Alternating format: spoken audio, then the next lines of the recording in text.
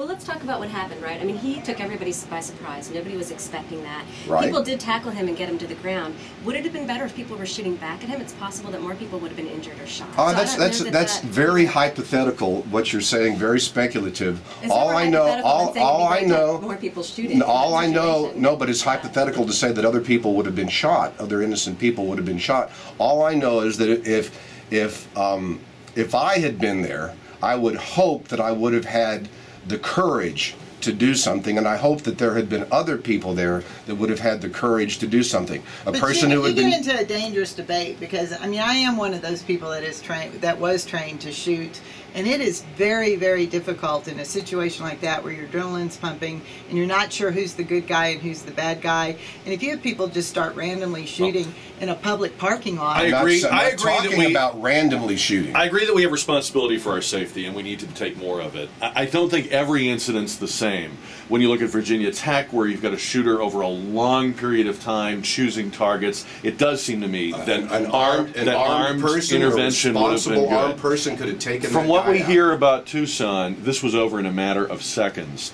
I like the idea of people taking responsibility. Honestly, though, Doug, I don't think it would have made any difference. It was over so quickly that possibly. Only if he had continued, if he had barricaded himself in the store and continued to shoot people, you never maybe know. then. All I know is that I would much rather have myself armed than not armed. You don't want the only gun in the crowd to be in the hands of this guy. Exactly. We're going to come back, talk some more about this. It's 10:24, Gang of Four on KTSA. People did act.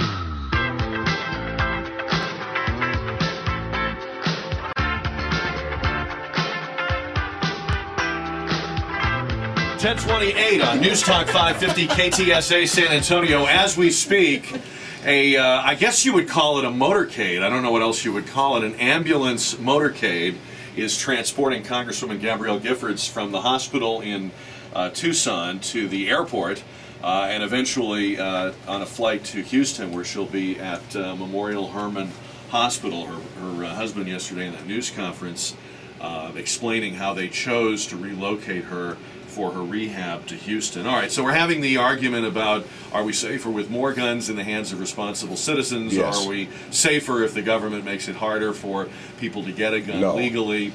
And I think in this case, what I see in this case that's the operative issue is a guy who everybody around him knew this day was coming or something like it. I mean, his community college throws him out because they're afraid there's going to be a shooting at the school.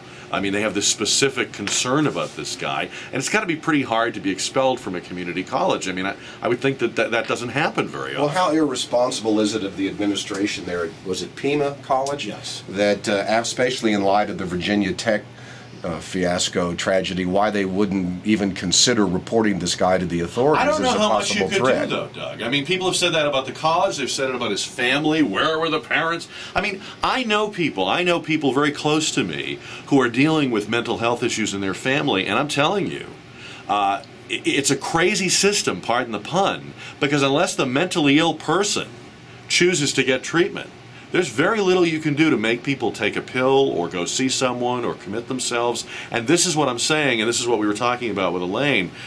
Yes, we don't want a system that warehouses people or abuses people. We certainly can't afford what we undid in the 60s and 70s.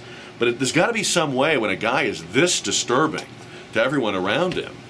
That's what I'm saying. If there's no answer, protect yourself. And what you're telling me is there's no good answer. So if there's no good answer, make sure you protect yourself. I really want to come back to what you're talking about, but I feel like so you're saying it's better if we have more guns in the hands of responsible citizens. How are you going to guarantee that they're quote-unquote responsible citizens? I mean, are you in favor of requiring more training?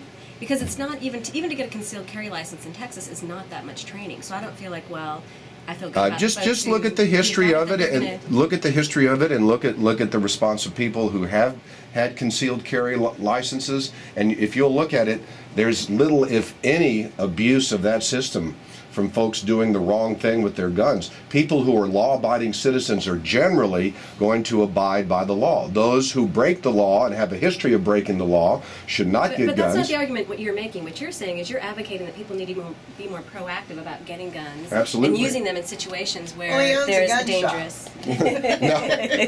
No, but and so that's a little bit different argument. I suggest you read a book called More Guns, Less Crime. It's a real easy title to remember. It was written by a University of Florida professor who was anti-gun 30 years ago and started doing research to back up his thesis that we need to remove guns from society. Yes, more guns, less crime. But I want you to answer this question though. Is it important that people are trained with those guns, or is it just we just trust that they're going to go get training once they buy a gun? They're going to be like, I got a new Glock. Shoot, I'll well, but I take think some lessons. the danger is Doug wants everyone to have the right to carry a concealed weapon. Absolutely. And I think the states do a good job of, at this point, screening and requiring. Let me take this in a little bit of a different direction, but we're still on guns. Here's who should have been there with a gun.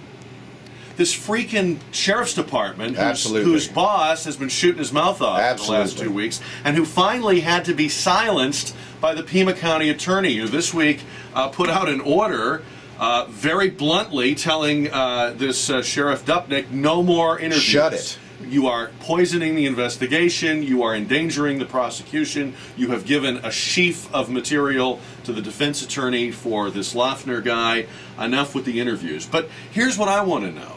Even before we get to the armed citizenry, if Dupnick is so convinced that there's a climate of hatred and vitriol, and if there were specific threats against Congresswoman Giffords, which we're hearing various things about, and if this guy Loeffner was the nuttiest nutcase in the county, which apparently he was, and was well known to the Pima County Sheriff's Department, could there not have been a couple of deputies? Could there not have been a cop car? Could there not have been a detail at her event? I mean, that's what we should be asking. This guy's had a lot to say about the nation, but he doesn't talk about enforcing the law and public safety in his own jurisdiction. In San Antonio, anytime you go to an event like that, there's always SAPD or Bexar County Sheriff around, and I just assumed everyone did that. So apparently in other states that doesn't occur. Well, and actually I find, and to me, there's sort of there's a little bit of an underlying problem there, right? You know, we have the new facilities at the Bexar County, down at the Bexar County Courthouse, the new Justice Center,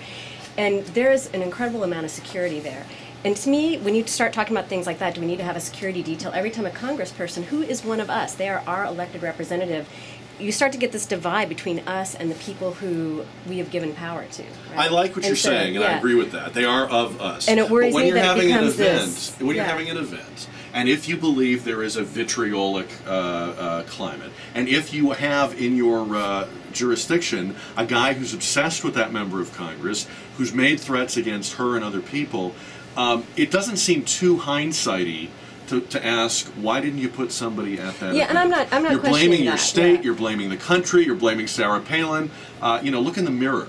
No, I think I take your points totally well taken. I think especially in this instance where there's reason to think there might have been a credible specific threat to her personally. I just don't want to see us to become a country where our elected and appointed folks are driving around in So you don't like the barricaded 1,000-foot motorcades. You don't like the 1,000-foot zone that Republican Congressman Peter King says every member of Congress should have a 1,000-foot gun-free zone around him. Why not train and arm? I'd like one too. Let's train and arm at least one of your staffers, Jack. Have one of the staffers. You don't need to pay for additional security. We can't afford it. But why not have at least one of your staff members trained and armed to go with you? Absolutely. Why not? That's fine. That's fine. Some members of Congress are carrying guns. A couple of members of the House came out after this and said that they have the permit, but now they're going to start carrying. They should carry guns. So, all right. Let's talk about something a little closer to home now. We have the legislature in session, and one of the things the governor has indicated he wants a fast track on is the voter ID bill for Texas. I got to tell you, and maybe you can help me out with this. I'm kind of confused by both sides of this voter ID argument, because on the one hand, I don't see anything wrong with making sure that people who vote are supposed to be voting and they're voting where they should be voting.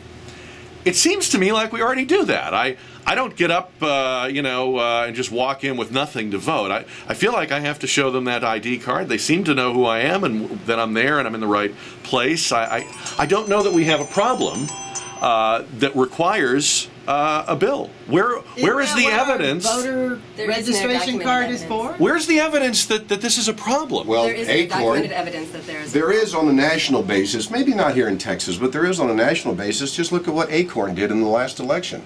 No, oh come on. They went back after that. That was largely a manufactured emergency. There was not wholesale voter fraud that changed the outcome of any election. Didn't say when it there tends to be changed, voter but fraud, it tends to be in absentee ballots, and that is something that you can treat in a different way than talking about having to have a voter ID law for everybody. Yeah, it's not like you get the little blue card in the mail. You just mock one of those up and take it in there, you wouldn't be on the rolls. So well, the bigger question is, as long as they're making people, are they letting people vote without those things? Yes. Yes, they do. Well, if you they early still voting, have to find you on the list, and then you have to have some other way to show that you are You who you can- are. let You me- can't just walk in and say, I'm Jack If you can Riccardi. prove, Yes, if you you can. can prove who you Yes, you are can. and you're on the list, you should vote. Listen, I'm not so much in favor of this bill, but I know that through voter registration drives that we've done in the past, you can walk in to a polling place and say, I'm a citizen of this county. You don't have to have any ID. You can vote. Now, it's a provisional ballot, but you can go ahead and vote without an ID right now. And then what happens with the provisional ballot afterwards? Oh, whatever the precinct decides to do with it, and if it goes to, if it's adjudicated later. Is this or, really something that needs to be high on the because priority the list? bigger question is with the internet, we're not that far from internet voting, and I don't see how a voter ID card is going to help if I'm going to start voting online. Why aren't they looking past that and into the future and utilizing the technology that we have now? It sounds to me like if there is any voter fraud, it's willful on both sides. Meaning, in order you have two to tango. You've got to have somebody who's trying to vote fraudulently, and you've got to have someone on the other side of that table who is perhaps partisan or in on it or whatever. And if you've got that, then all the voter ID laws in the world aren't going to help you because that collusion will continue to happen. But frankly, for a legislature that's facing a huge deficit, I agree. Where two wheels of the wagon are already over the cliff, I can't believe that this governor thinks this is the first thing they should get to work on come Monday. I mean, it's outrageous, right? I think the bigger problem It's playing to the base. is in voter It's playing to the registration. base. I think that's where the bigger fraud takes place. But that's not even the issue of what we need to be dealing No, with. I agree. in I Texas. agree. We need to be working on the budget, working on. I mean, the house is on fire, and you're trying to pull some weeds on the front lawn. I mean, I don't get it. And we just reelected these guys, you know? All right, we found out this week, and we're supposed to be very happy about this in San Antonio, so I want a big cheer from the room when I say this.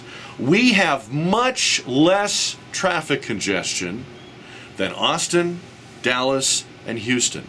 We should be very happy about the fact that our commute is shorter than those cities. Don't pay any attention to the fact that our commute is getting longer, and in every survey it gets longer.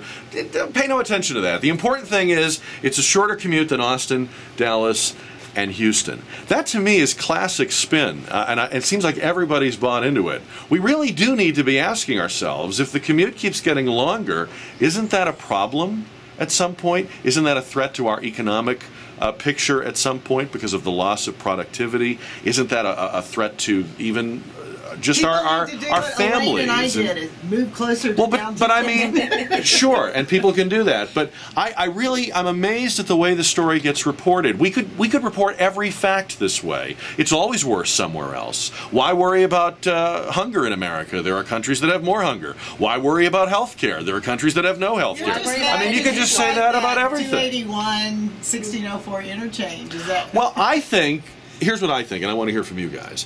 I think we undervalue the importance of building roads when it comes to our economy. Every single politician says they're pro-job. More jobs, we all need more jobs. We're all for that. Study after study shows that there's a direct correlation, there's a direct payoff. One of the few things you can be sure stimulates job growth is having a good transportation infrastructure.